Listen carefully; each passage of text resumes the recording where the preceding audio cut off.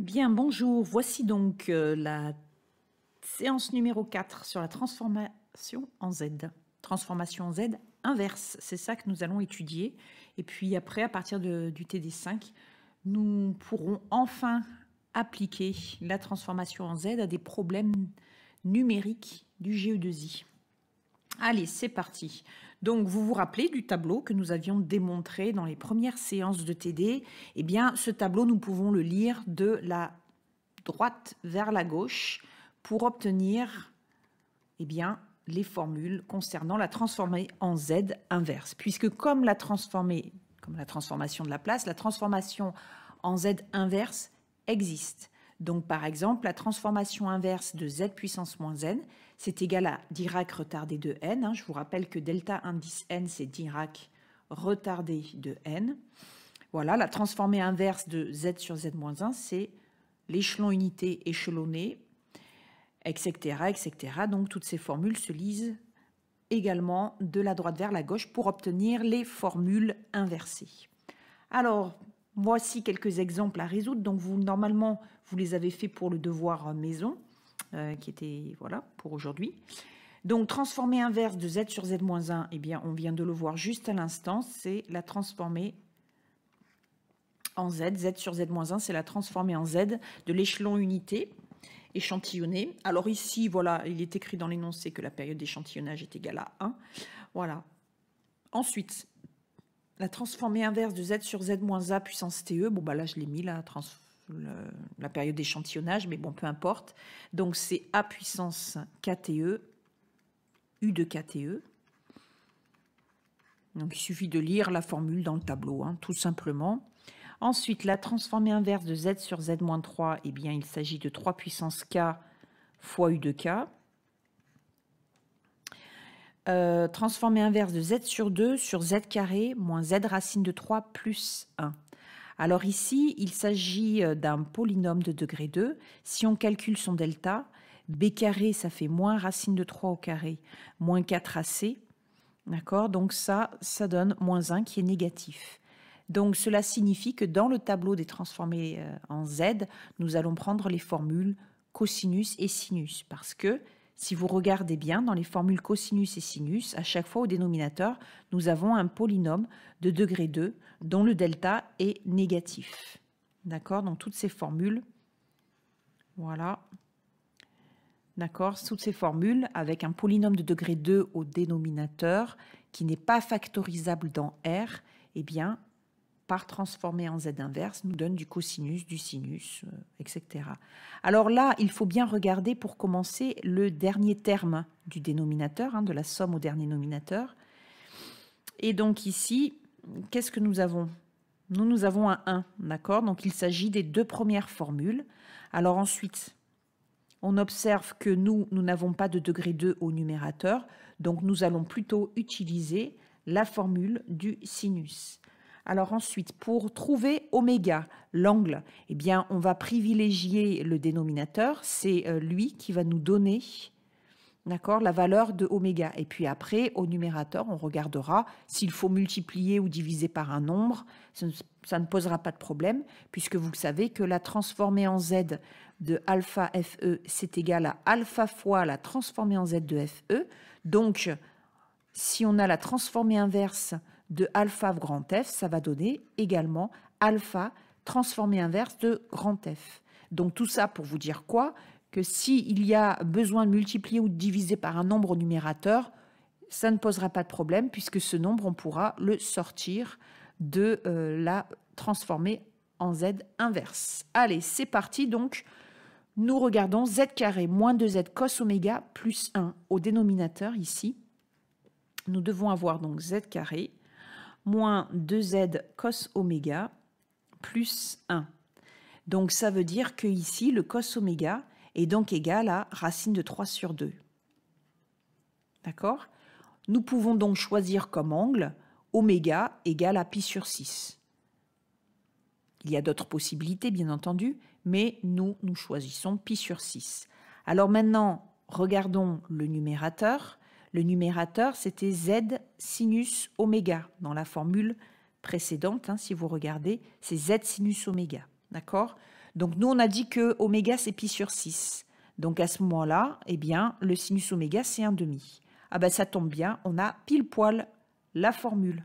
D'accord? Donc ici, nous allons choisir comme angle oméga égale à pi sur 6 par déduction. Donc ce qui donne la formule ici, d'accord? Oméga, on le remplace par pi sur 6, la période d'échantillonnage, c'est 1, et U de KTE, vous savez que par abus de notation, on peut l'enlever. Donc voilà le résultat. Sinus oméga, donc pi sur 6 fois K. Voilà, et fois U de K si vous voulez. D'accord? Donc c'est vraiment par déduction. Ensuite, transformé inverse de Z sur Z-1, le tout au carré. Donc on regarde ici, et colonne de droite, on voit effectivement que nous avons ici Z sur Z-1, le tout au carré, ce qui donne K fois U de K. Donc la réponse ici, c'est donc K fois U de K. Et pour finir, la transformée inverse de Z de 1 sur Z puissance 3. Donc on regarde dans le tableau, et 1 sur Z puissance 3, nous n'avons pas d'autre possibilité que cette formule, Z puissance moins n, c'est pareil que 1 sur Z puissance n. Donc c'est Dirac retardé de 3. Donc ici, nous obtenons Dirac retardé de 3. Voici donc les résultats du devoir maison. Alors, il y avait peut-être une deuxième partie. Alors, on va regarder ça ensemble. Alors, on va maintenant appliquer les transformations, les propriétés de la transformation Z qui vont engendrer des propriétés de la transformation en Z inverse. Par exemple, la transformée inverse d'une somme, c'est la somme des transformées inverses, d'accord? Et puis, la transformée inverse de alpha F plus bêta grand G, c'est alpha fois la transformée inverse de grand F plus bêta fois la transformée inverse de grand G. Voilà, etc., etc. Donc, toutes ces formules, nous allons pouvoir les utiliser en transformée inverse. OK? Alors, c'est parti. Donc ici, on commence par la formule de linéarité que je viens de vous citer. La transformée inverse de 1 sur Z-1. Alors non, c'est peut-être pas la linéarité là qui va nous aider, mais plutôt le retard de n. Parce qu'ici, si vous regardez dans le tableau 1 sur Z-1, 1 sur Z-1, voilà, on a Z sur Z-1, nous, mais on n'a pas 1 sur Z-1. En fait, 1 sur Z-1, c'est quoi? C'est Z sur Z-1 que l'on multiplie par Z puissance moins 1. Et Z puissance moins 1, c'est le facteur retard. Vous vous rappelez, dès que vous avez ici le facteur retard fois une fonction grand F de Z, eh bien, la transformée inverse, ça va donner F de K moins l'exposant que vous aviez ici en retard. D'accord? Donc, ici, nous avons donc remarqué que ça donne Z-1 fois Z sur Z-1. Donc ici, nous avons le facteur retard. Facteur retard. Alors maintenant, on applique la formule. La formule qui est ici, en fait, d'accord? Donc les TE sont tous égaux à 1, ok? Voilà, donc on va obtenir la suite. Le retard, il est de 1, ok? Donc on va obtenir f de k moins 1, ou petit f de k, c'est la transformée inverse de grand F de Z. Vous voyez, je suis la formule ici, ok? Grand F de Z, c'est quoi? C'est, eh bien ici, Z sur Z-1. D'accord? Donc, transformée inverse de Z sur Z-1, nous venons de le voir, c'est U de K. Donc, conclusion, la transformée inverse de 1 sur Z-1 est donc égale à F de K moins 1, d'accord? Où F de K, c'est U de K. Donc, pour obtenir F de K moins 1, on remplace ici K par K moins 1. Donc voilà, nous obtenons U de K moins 1. Alors, le suivant. Le suivant, eh bien, si vous regardez bien, vous avez 1 sur Z, on peut l'écrire comme ça, fois 1 sur Z moins 3. 1 sur Z, on peut très bien écrire que c'est Z puissance moins 1. D'accord? Alors, donc, on se dit, bah tiens, il y a un facteur retard de 1. Sauf que 1 sur z-3, si on regarde dans le tableau, 1 sur z-3, on a z sur z-3 éventuellement, qui donnerait 3 puissance k, mais on n'a pas 1 sur z-3. Bon, on fait comme tout à l'heure. On dit que 1 sur z-3, c'est z-1 fois z sur z-3. D'accord? Donc ici, on va dire que nous avons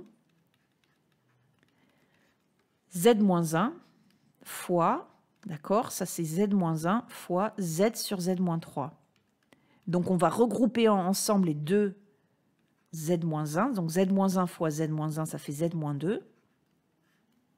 OK. Et donc, on repère ici le facteur retard de combien? Bah de 3. Facteur retard de 3, de 2, pardon, excusez-moi.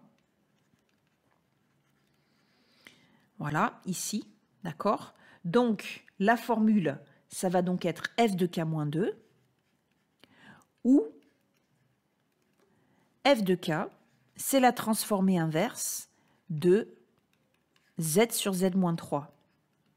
Z sur z-3, on l'a vu jusqu'à présent, c'était 3 puissance k fois u de k. Alors là, par contre, attention, il ne faut pas oublier le u de k, parce que quand on va écrire f de k-2, c'est justement ce u de k qui va devenir u de k-2 qui vous donne le retard. OK? Donc, ça donne f de k-2, c'est-à-dire 3 puissance k-2 fois u de k-2. OK? Allez, donc je vais l'écrire ici parce que j'ai plus trop de place. Transformée inverse, donc on avait de 1 sur z facteur de z-3. C'est donc égal à 3 puissance k-2 fois u de k-2. Alors, le dernier, z carré moins z sur z carré moins 2z plus 4. Donc, on regarde, on calcule le delta ici. Le delta, c'est b carré moins 4ac. Il est négatif. Donc, ça veut dire que nous allons utiliser des formules du sinus ou du cosinus ou de l'exponentielle fois le sinus, enfin de a puissance plutôt k fois le sinus et a puissance k fois le cosinus. D'accord? Alors, pourquoi est-ce que je vous fais calculer le delta? Tout simplement parce que tout à l'heure, nous allons voir que quand delta est positif, ça veut dire que l'on peut ici factoriser le dénominateur dans R et on va pouvoir décomposer en somme d'éléments simples notre fraction. Voilà. Donc ici, si on regarde le tableau des formules, voilà. Non, c'était pas celui-là en fait. C'était plutôt celui-là. Voilà. Donc comme à la fin on a du 4, ça va être alors l'une ou l'autre de ces deux formules. Et comme au numérateur on a du carré, on va plutôt penser à celle-là. D'accord? Donc, transformer inverse de z carré moins a z cos oméga sur z carré moins 2a z cos oméga plus a carré, c'est donc a puissance k fois cosinus k oméga. Allez, nous allons l'écrire, cette formule. Donc, on a transformé inverse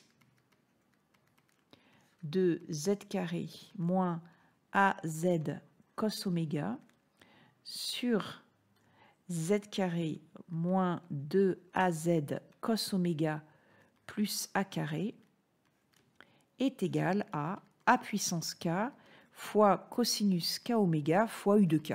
D'accord? Donc le u de k, si on veut, on peut s'en dispenser puisque visiblement il n'y a pas de retard ici. Alors maintenant on identifie. Donc on commence par identifier les dénominateurs. D'accord? Parce que les numérateurs, on peut éventuellement faire de la cuisine après, si je puis dire, avec. Donc, on identifie les dénominateurs.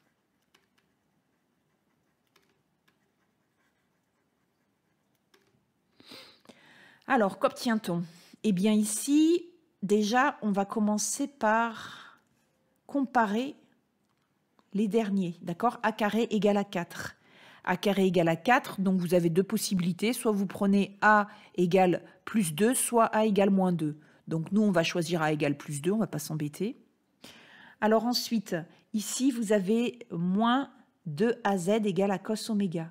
Donc vous voyez que A fois cos oméga, c'est égal à 1. Donc on a A cos oméga qui est égal à 1. Donc, ça veut dire que cos oméga est égal à 1/2.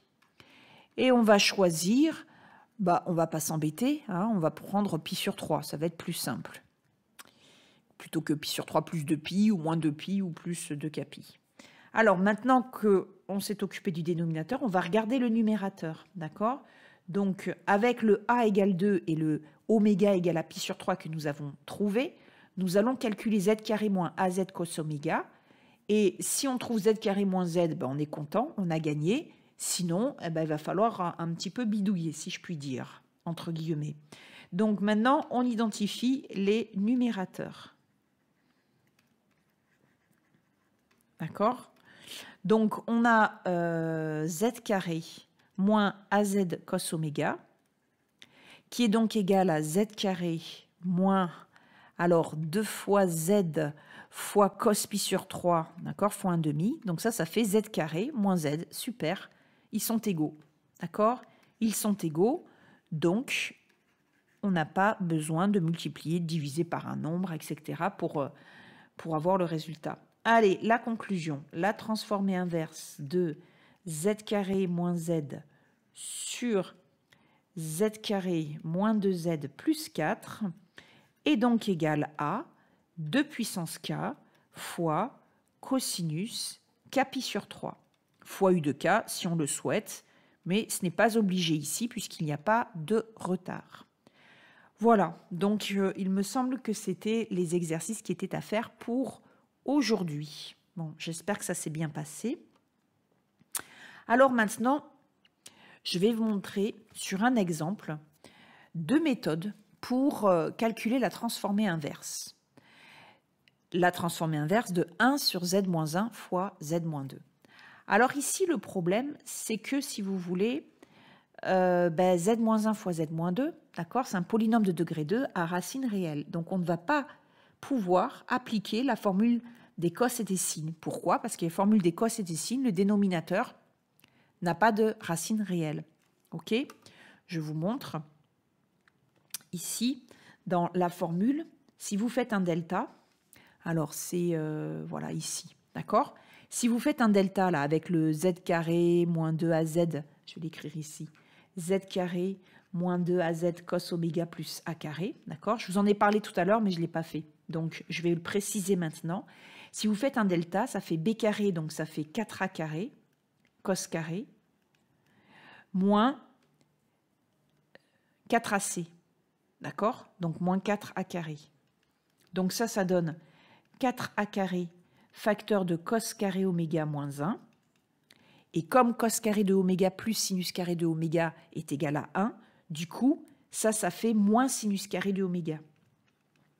Voilà pourquoi depuis tout à l'heure, je vous dis que quand vous avez un polynôme de degré 2 au dénominateur d'une fraction, eh bien, si son delta est négatif, ça veut dire que vous avez affaire à une formule de cosinus-sinus, enfin d'une de ces 4 formules en tout cas. Et si le delta est positif, ce qui est le cas de notre nouvel exercice, eh bien à ce moment-là, on va décomposer en somme d'éléments simples dans R pour obtenir des fractions comme celle-ci, celle-là ou celle-là. D'accord?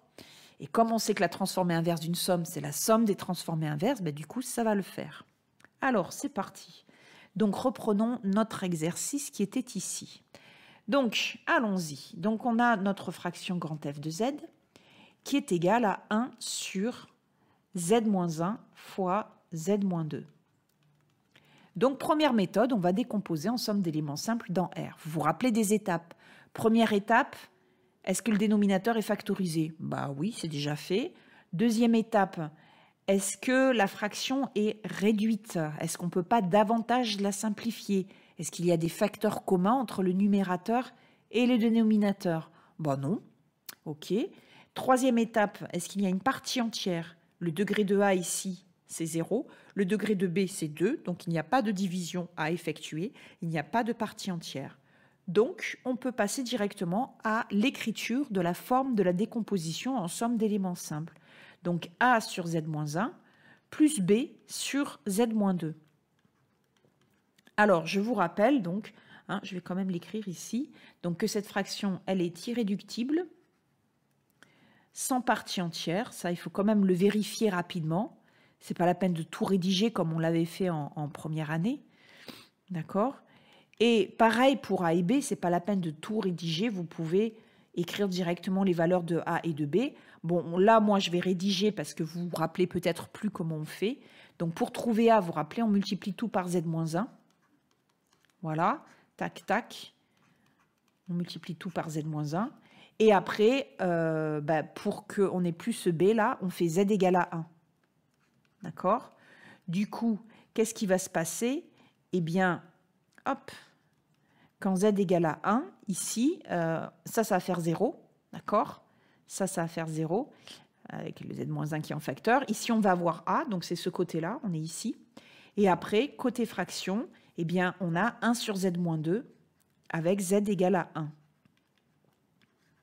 OK? Donc, ça fait 1 sur moins 1. Donc, A égale moins 1.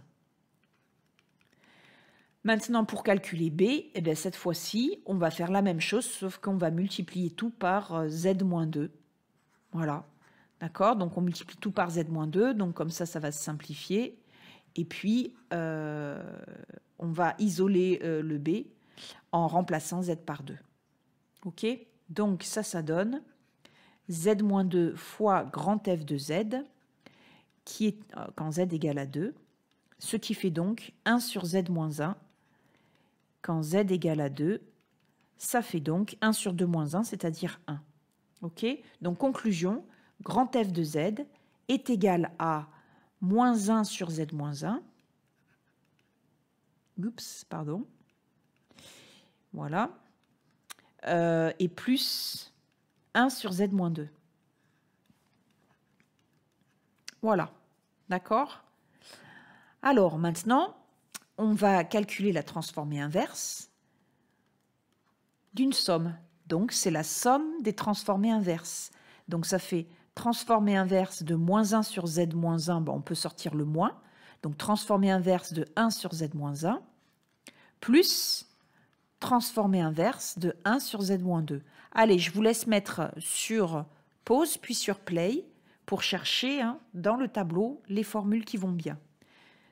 Allez, la solution, donc dans les formules du tableau, on trouve ici qu'on a Z sur Z-1, donc ça va être cette formule, ou Z sur Z-1. Le problème, c'est qu'on a le Z au numérateur, mais vous vous rappelez ce qu'on a fait tout à l'heure, on a multiplié par Z-1 pour avoir 1, et donc on a un facteur retard à chaque fois. Allez, c'est parti. Donc ici, nous obtenons donc que c'est égal à moins la transformée inverse de Z-1 fois Z sur Z-1 plus la transformée inverse de Z-1 fois Z sur Z-2. Donc ici et là, vous voyez un facteur retard de 1. Donc on va appliquer la formule du facteur retard de 1. D'accord? Donc ça va donner quoi?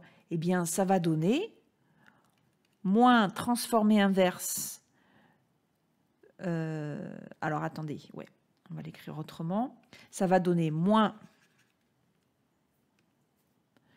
G de K moins 1. D'accord? Moins G de K moins 1. Où G de K, c'est la transformée inverse de Z sur Z moins 1. D'accord? Et l'autre, ça va faire plus, eh bien, H de K moins 1, où H de K, c'est la transformée inverse de Z sur Z moins 2. Allez, je pense que vous avez trouvé le résultat. On va regarder ça à la diapositive suivante.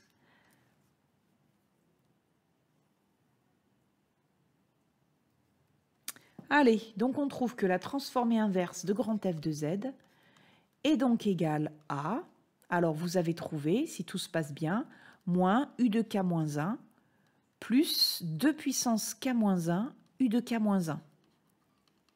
D'accord? Puisqu'on avait que G de K, c'était U de K, puisque c'était la transformée inverse de Z sur Z moins 1, et H de K, c'était la transformée inverse de z sur z-2, c'est-à-dire 2 puissance k fois u de k. D'accord? Donc là, faites bien attention. Quand vous retardez un signal, il faut bien mettre le u pour avoir vraiment le retard à la fin. Donc ici, on peut noter petit f de k, notre résultat final. Il est donc égal, je peux factoriser par u de k moins 1. Donc, je vais obtenir fois u de k moins 1, c'est-à-dire, je vais avoir 2 puissance k moins 1, moins 1. Et voilà. D'accord? Donc ça, c'est la première méthode. On décompose en somme d'éléments simples notre fraction, et puis on calcule la transformée inverse de chaque terme. Alors parfois, dans certains problèmes, on n'a pas besoin d'avoir l'expression de l'original. L'original, c'est la transformée inverse, c'est ça, c'est le signal numérique d'origine. Donc parfois, on n'a pas besoin d'avoir, suivant les exercices, d'avoir tous les termes de la suite. On peut en avoir besoin que de quelques-uns. Donc dans ce cas-là, on peut utiliser la méthode 2. D'accord? Donc la méthode 1, c'est vraiment quand on veut obtenir l'expression de la suite d'origine. Et la méthode 2, c'est quand on veut obtenir quelques termes de cette suite d'origine. Alors, on va pour cela utiliser une division. Alors pourquoi? Eh bien parce que je vous rappelle que grand F de Z, c'est la transformée en Z. Alors attendez, je suis mal partie. Grand F de Z, c'est la transformée en Z de f de k. Et la définition, c'est la somme des f de k fois z puissance moins k. D'accord? C'est ce que j'ai écrit ici. Par définition, grand F de Z, c'est la transformée en Z de f de k, qui est la série f de k fois z moins k. D'accord? Donc, ce que l'on va faire en fait, c'est qu'on va obtenir, on va écrire, notre fraction 1 sur z-1 fois z-2 sous la forme d'un sigma f de k z puissance moins k pour avoir les valeurs de f de k. Donc, c'est-à-dire f de 0 plus f de 1 fois z puissance moins 1, puis f de 2 fois z puissance moins 2, plus f de 3 fois z puissance moins 3, plus etc., plus f de k fois z puissance moins k, etc., jusqu'à l'infini. D'accord? Donc cette méthode va nous permettre d'obtenir rapidement, en fait, quelques termes consécutifs, les premières valeurs consécutives. Donc vous voyez qu'en fait, f de 0, ça va être le coefficient de 1, f de 1, le coefficient de z-1, f de 2, le coefficient de z-2, f de 3, le coefficient de z-3, etc. Donc en fait, on va effectuer une division, la division suivant les puissances. Vous vous rappelez, on avait la division euclidienne qui se fait suivant les puissances décroissantes et la division non euclidienne. Donc c'est celle-là que l'on va utiliser. Vous savez qu'avec la division euclidienne, on ne peut l'appliquer que si le numérateur, le degré du numérateur, est supérieur ou égal au degré du dénominateur. Donc ici, il va nous falloir distribuer ici, développer notre dénominateur, donc z carré moins 3z plus 2. D'accord? Alors, qu'est-ce qui se passe quand on effectue cette division? Donc on va ici obtenir z-2. Je vous laisse continuer. Mettez sur pause puis sur play. Allez, donc pourquoi z-2? Parce que z-2 fois z puissance 2, ça fait 1. D'accord? Donc par quoi doit-on multiplier z puissance 2 pour avoir z puissance moins 2? Excusez-moi. Pour avoir 1, eh bien par z puissance moins 2. Allez, donc ensuite on soustrait z puissance moins 2 fois tout ça. Donc ça fait 1, c'est ce qu'on voulait, moins 3 fois z-2 fois z, c'est z-1, plus 2 fois z-2, et nous effectuons la soustraction. Donc on obtient 3z-1, attention au signe, moins 2 fois z-2. On continue. Par quoi je dois multiplier z puissance 2 pour avoir 3z-1? Eh bien, je vais multiplier par 3 z puissance moins 3. D'accord?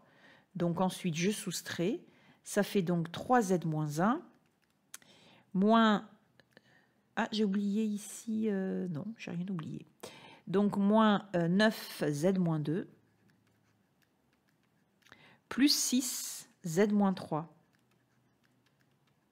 D'accord? J'effectue la soustraction. J'obtiens donc moins 2z-2 plus 9z-2. Donc, ça fait 7z-2. Hop, et ben voilà. 7z-2. Et après, donc, moins 6 z-3. D'accord? Je continue. Il y va 7z, alors moins 4, etc., etc. OK? Donc, en fait, quand j'effectue ma division, ici, j'ai A et ici, j'ai B. D'accord? Donc là, j'ai A et là, j'ai B. J'obtiens ici le reste. OK? Donc, vous savez que... Et ça, c'est le quotient. Et le reste. Donc, vous savez que A sur B... Bon, là, je n'ai pas écrit le reste. Hein, c'est que je ne peux plus l'écrire, là. Attendez, si vous voulez, je vais l'écrire. Hop. Voilà. Attendez, je vais le faire là. Tac. Voilà. Le reste par rapport à z puissance moins 4. Hein. Donc, il faudrait enlever 7z-2. Voilà. Moins 21z-3. Et plus 14z-4. Voilà, donc le reste, du coup, ça va être, alors, moins 6z-3 plus 21, d'accord? Donc, faites bien attention à ça. Donc, ça va faire 15z-3. Et donc, ensuite, on a moins 14z-4. Voilà, d'accord? Donc, il est là, votre reste. Hein. Si je prends le quotient... Ici, voilà, le reste, il est là. Alors, hop, et ben voilà, bravo, je vais y arriver. Hop, et le reste, il est là. Voilà. Donc, vous savez que A, c'est égal à BQ plus R. Vous vous rappelez de ça. Donc, A sur B, ça va être BQ sur B, donc Q, plus R sur B. OK? Donc, A sur B, c'est mon grand F de Z. Donc, mon grand F de Z est égal au quotient. Voilà, le quotient. Alors, je le fais jusqu'à Z-4, d'accord? Jusqu'à Z-4, donc ça, c'est le quotient. Et ici, j'obtiens le reste, d'accord, sur B. Donc, je vais pouvoir ici identifier ces deux parties-là. Alors, allons-y. Donc, que vaut f de 0? Eh bien, f de 0, si vous regardez bien, c'est le coefficient de 1. Ben, il n'y a pas de constante ici dans mon quotient. Donc, on identifie et on remarque que f de 0 est égal à 0. f de 0 égale 0. Alors, ensuite, f de 1, c'est le coefficient de z-1. Il n'y a pas de z-1. Donc, f de 1 égale 0. f de 2, c'est le coefficient de z-2. Ah, ben donc ça fait 1. Donc f de 2 est égal à 1. f de 3, c'est le coefficient de z-3. Ça fait 3. Voilà. f de 4, c'est le coefficient de z-4. Donc ça fait 7. f de 4 égale à 7. Etc., etc. Et on va pousser la division jusqu'au terme que l'on souhaite obtenir, jusqu'à la valeur de f de k que l'on souhaite obtenir. Donc ça dépend vraiment de votre exercice. Alors maintenant, nous allons comparer les valeurs que nous venons d'obtenir ici. D'accord?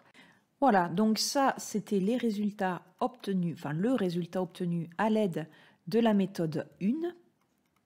Et puis ici, à l'aide de la méthode 2. Donc déjà, on voit la différence de traitement, évidemment. Dans la méthode 1, on obtient carrément l'expression générale de f de k pour tous les antinaturels k, alors que dans la méthode 2, nous n'obtenons que quelques termes consécutifs. Mais parfois, dans certains exercices, eh bien, ça suffit.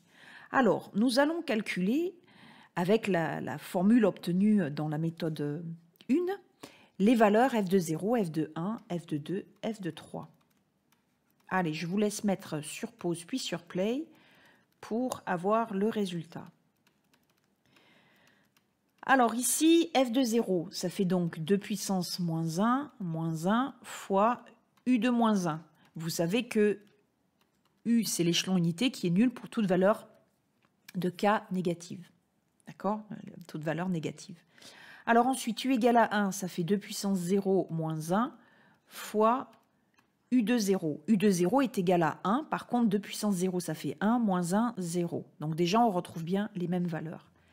F de 2, ça fait donc 2 puissance 1 moins 1 fois U de 1. D'accord? U de 1, ça fait 1. 2 moins 1, ça fait 1.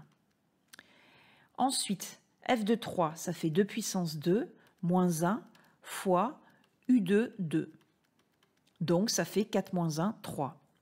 F de 4, ça fait 2 puissance 3 moins 1 fois U de 3. Donc, ça donne 8 moins 1, 7, etc., etc. Donc, on retrouve bien le même résultat. Mais selon l'exercice, on sera plutôt amené à utiliser la méthode 1 si on veut une formule générale ou la méthode 2 si on veut une formule, enfin quelques valeurs de notre suite d'origine. Voilà. Alors maintenant, eh bien, je vous laisse travailler sur l'exercice 2. Donc, je suis en partage d'écran avec ma tablette si vous avez besoin d'aide. Allez, bon courage et à bientôt.